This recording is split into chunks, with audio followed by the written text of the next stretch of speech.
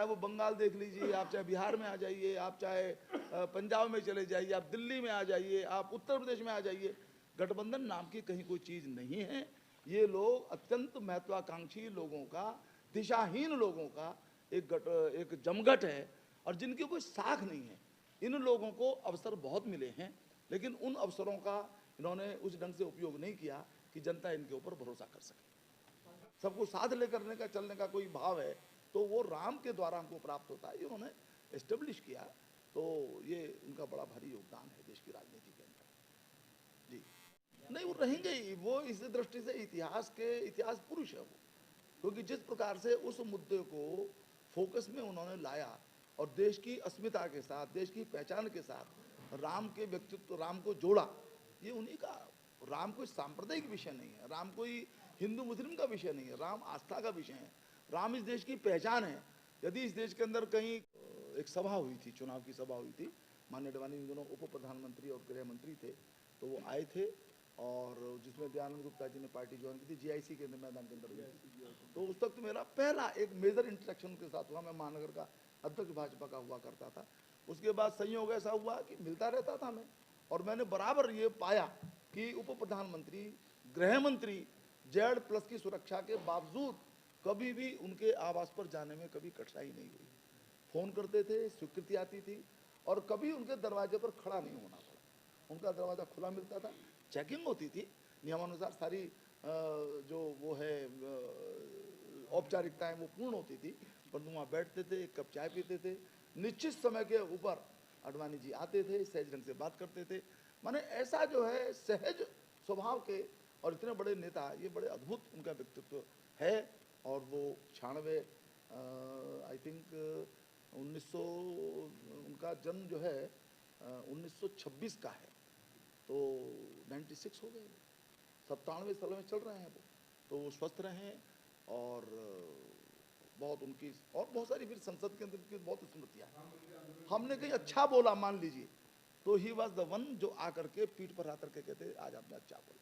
मुझे ध्यान है गन्ने के ऊपर मेरा पहला ही भाषण था, बड़ा भाषण गन्ने के ऊपर, तो मैंने थोड़ा तैयारी भी की थी, पर मैं तो डरता था, लेकिन उसको जो उन्होंने बहुत अच्छे ढंग से मेरी पीठ पर हाथ रखा, ऐसे सबके साथ करते हैं। माननीय अडवाणी जी को भारत रत्न। हम भाजपा के कार्यकर्ता भावुक हैं, हम कार्यकर्ता के भाजपा के कार्यकर्ता बहुत खुश हैं। अडवाणी जी भारतीय जनता पार्टी के तो निर्माताओं में से हैं।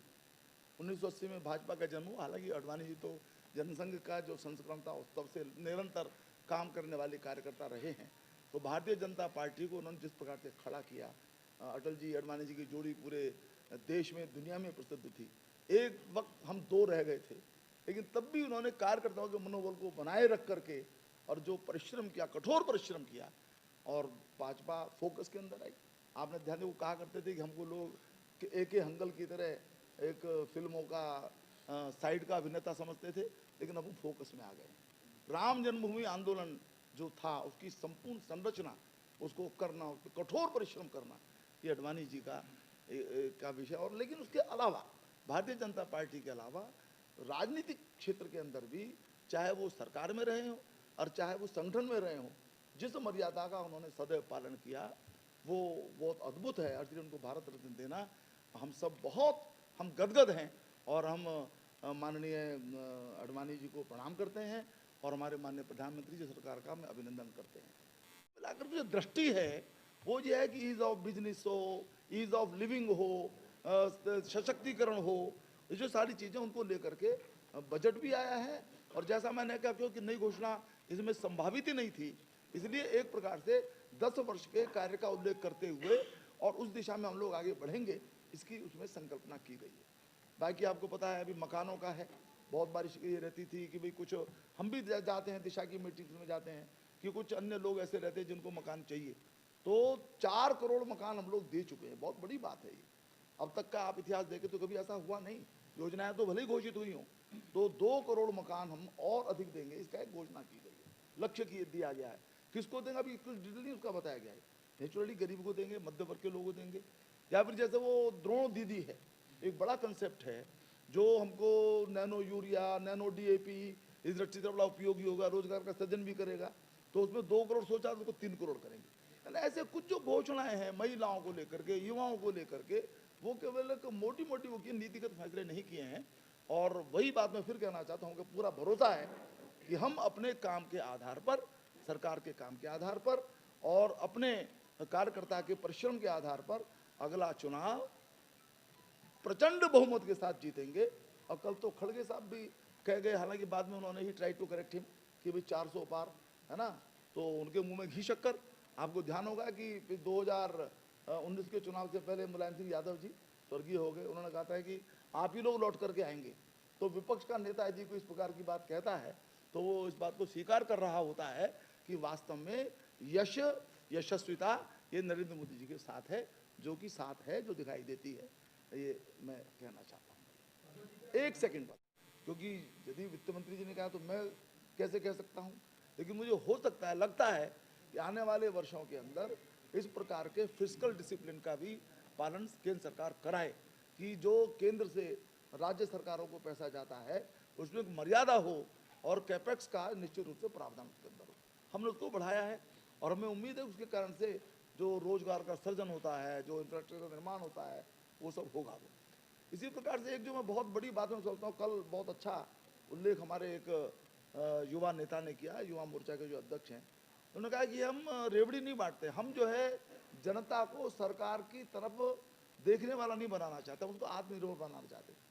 और बहुत अच्छा उन्होंने 1 करोड़ जो रूफ टॉप के ऊपर हम बिजली निर्माण करने के लिए उसको सहायता देना, तो उसके पीछे का हमारा उद्देश्य यही है कि हम उसकी बिजली माफ़ नहीं कर रहे, 200 यूनिट तुमको दे देंगे, 300 यूनिट तुमको दे देंगे, वो बिजली उसमें से पैदा करेगा। तो जहाँ एक और पर्यावरण की दृष्टि से शुद्ध बिजली प्राप्त होगी, दूसरी ओर वो आत्मनिर्भर होगा और भी अतिरिक्त बिजली का उत्पादन वो करता है तो उसके द्वारा उसको कैश की भी प्राप्ति होगी, आत्मनिर्भर वो बनेगा। हमारी जो सोच है, प्रधानमंत्री की जो सोच है कि हम प्रत्येक व्यक्ति को आत्मनिर्भर स्वावलंबी बनाना चाहते हैं, क्योंकि 2047 तक हमको एक आत्मनिर्भर देश बनाना है, हमको स्वावलंबी देश बनाना है, हमको जो है सबसे बड़ी इकोनॉमी दुनिया की इसको बनाना है, तो उसके सामान्य व्यक्ति को भी वो स्वावलंबिता उसकी होनी चाहिए। तो इस प्रकार की एक दृष्टि पूरे बजट के अंदर है। का विषय हो, जितनी योजनाएं प्रारंभ हुई उनका उल्लेख राष्ट्रपति जी ने भी किया, उसके अंदर भी है, या महिलाओं का विषय हो, किसानों का विषय हो, या युवाओं का विषय हो, तो सभी विषयों के ऊपर ये बात की गई है। अब इंफ्रास्ट्रक्चर के अंदर जैसे एक जरा वो इम्पोर्टेंट इसलिए मैं मानता हूँ कि पिछली बार 10 लाख करोड़ रुपए इंफ्रास्ट्रक्चर के लिए वित्त के अंदर वित्त मंत्री जी ने दिए थे। इस बार एक जरा सा शुभ सा